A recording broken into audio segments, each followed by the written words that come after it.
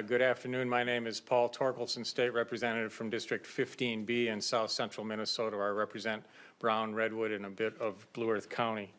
We're here today because of a care crisis in our care system. We have nursing homes across the state that are in such dire financial situations that they're actually closing. Beds that should be available are not available because nursing homes can't hire the staff they need because they can't pay the wages that compete with other businesses. Thousands of potential nursing home residents are being turned away because there's no place to put them. And finally, our hospitals have many patients that should be discharged from the hospital that can't be discharged because there's no place to send them for continued care. This is truly a care crisis in the state of Minnesota. These people need help, and they need it soon, not later, sooner. We are begging, we are telling the administration and the DFL that we need more money for these nursing homes, and there are certainly other issues besides the money. Regulatory environment is difficult also, but right now we have a crisis. We have nursing home people here from all over the state, and we're going to have a few of them speak to you. First up is Candace Schuweiler from New Ulm.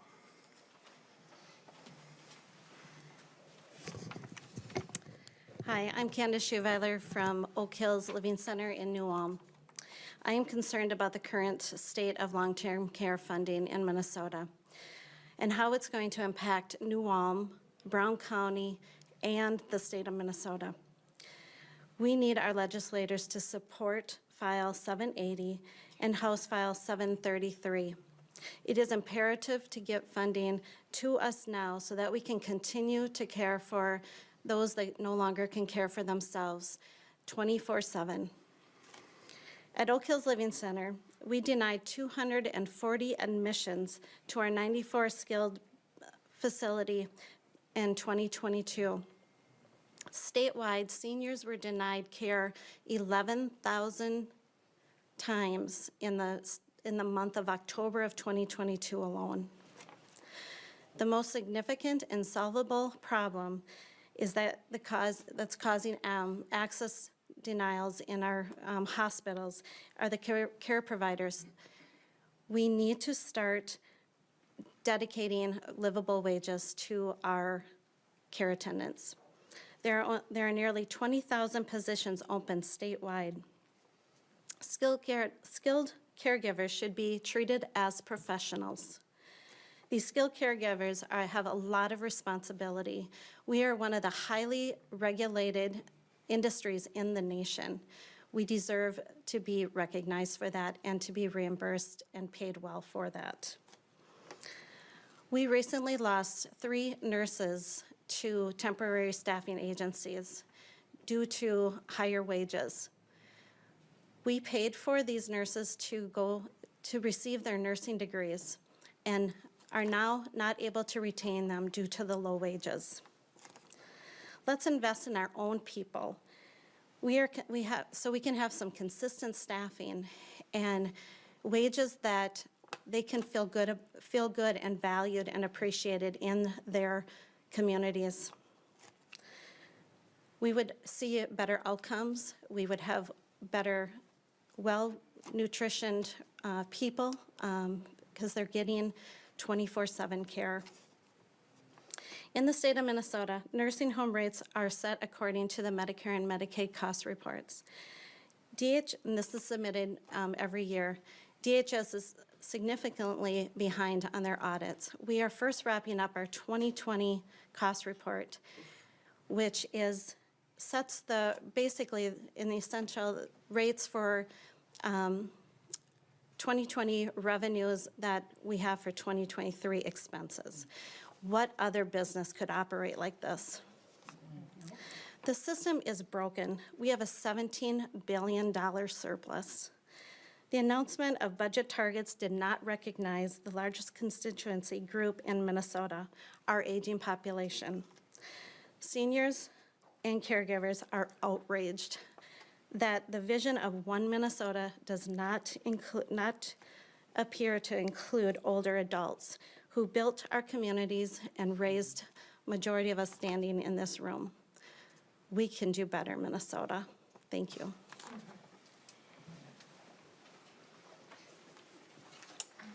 Hello, I'm Cammie Peterson DeVries, and I represent St. Francis Health Services of Morris, and I echo the statistics that Candace has shared with you today. We are an organization that has 13 nursing homes, 8 assisted living, and close to 70 group homes.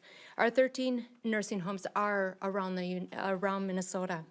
We have approximately, in 2019, we had 2152 employees. Today we have roughly around 1,800.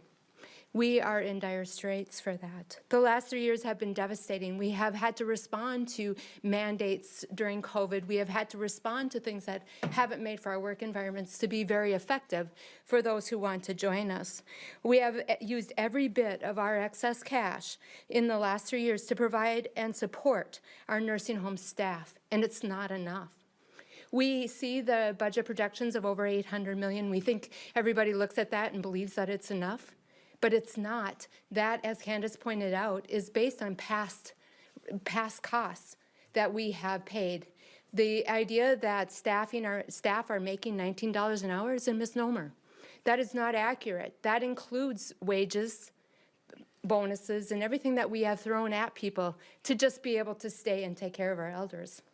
It is not what it is today, and it is not something that is sustainable. As I said, our own organization has stuck every resource we have in order to try to improve the caregiver wages and to improve those that are coming to our organizations. Our residents deserve excellent care. 12 of our 13 care centers are losing money, and the majority no longer cash flow. When Representative talked about facilities closing, we don't believe that that's going to be us, but nobody knows, because we can't keep on this trajectory. It's not sustainable. We don't receive rates that reflect our costs until over 18 months after they are spent. We don't receive an inflationary increase, which really then, if you look at what inflation has done, go and buy a gallon of milk or a loaf of bread, or try to put gas in your car. All those expenses impact us in the nursing homes, and yet no ability for us to raise rates in order for us to be able to address immediately. In care centers, all of our rates are set by the state of Minnesota, private or Medicaid. We can't change more when current costs exceed our current rates. We need an adjustment to our rates that's permanent to reflect the higher costs that we've already incurred. I plead that we be made whole, that we look at the losses that we had due to COVID and due to residents not coming into our care centers, our nursing homes. I look to be made whole, to look at what the revenue losses of that was and how do we recover. We value our employees and we value our organization. I believe that the values of a community stand strong by where they put their resources. And I ask the governor and the legislators to put resources where our values really are, and that is with the elders. I'll turn it over to Paula. Get through the group here.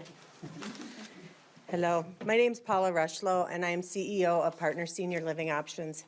I've been in long-term care for about 30 years as a social worker administrator, now an owner-operator, and also own a management company that takes care of a lot of long-term care facilities that are nonprofits. We are in trouble. There's no other way to put it. The industry for the last 25 years that I've been in has had ups and downs, there's no doubts, but I've never seen anything so dire as it is right now. We have, right now, I have one building that has 50% of their nurses' positions open, 50%. They can't run without pool. We're paying our pool agencies 3 times the money we pay our own staff because we're out of necessity. We need help. We need money. We need to make the bottom line whole. There's just no way we can continue to take care of our seniors. It's a personal thing. I run mostly rural communities. We are one of the biggest employers in our communities. We take care of our seniors. We take care of our families, our friends. This is really, and it's important, and it has to be recognized that long-term care is a need. It is not a luxury. It is something that we need. I know people want to take care of their loved ones at home, But realistically, we also have to make a living. And these people that take care of our seniors are people who have seniors in our facilities, have kids in our school districts. I understand the whole picture, but we need to give them a livable wage so we can recruit and retain and give the quality care that our seniors deserve. Thank you. Betty?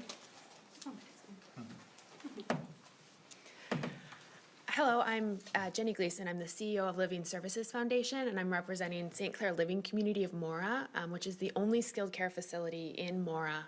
And I'd just like to echo what all of my colleagues said. We are a facility experiencing very similar things. And I would say that for a small company, we're a small nonprofit, the degree to which we have relied on federal funds, our PPP loans, and the other federal support that was granted to nursing facilities has been crucial, right? But that support has run its course as COVID kind of shifts into this new phase. And so now it's time to look at where we are and say, how can we make nursing facilities sustainable going forward? Because right now, that's not the situation that I'm encountering. And our staff have worked so hard for these last few years, and they show up every day and are committed to providing excellent, excellent care.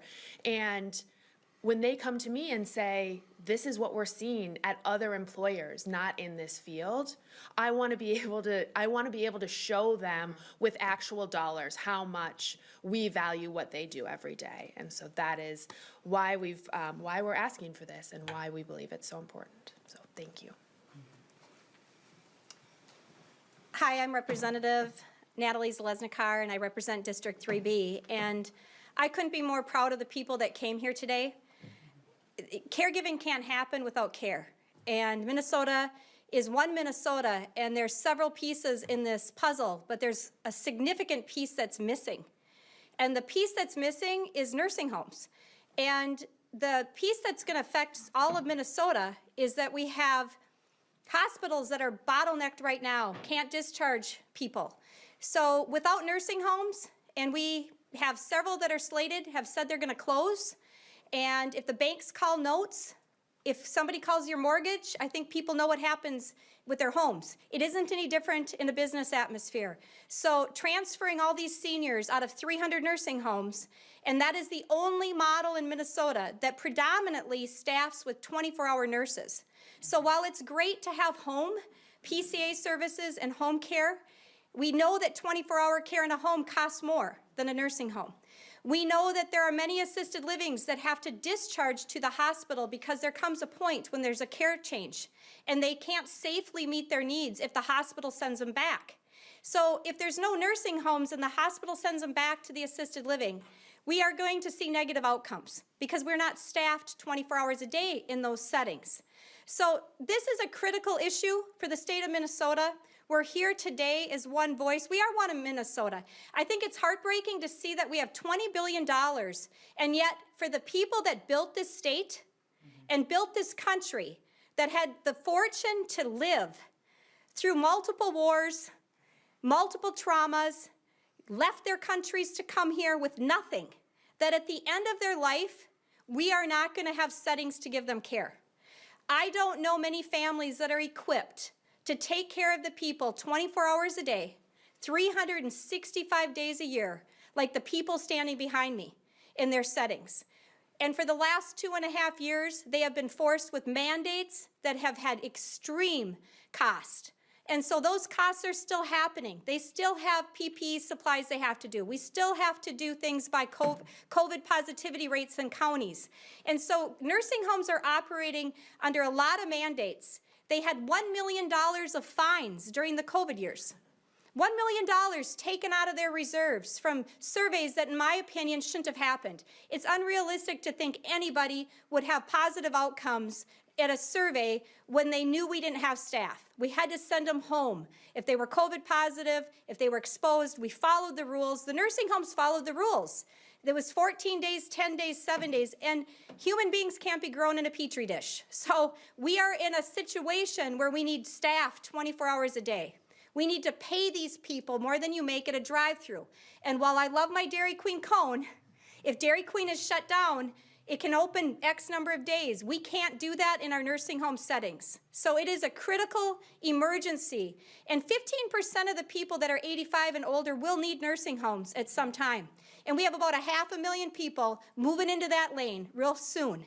And so if that happens, and God willing, they're gonna have the ability to get to 90, you don't have the crystal ball when you have a stroke, when you have Parkinson's, when you have Alzheimer's, when you need total care, and you need a track in the ceiling to lift you, and you need 4 people to lift you.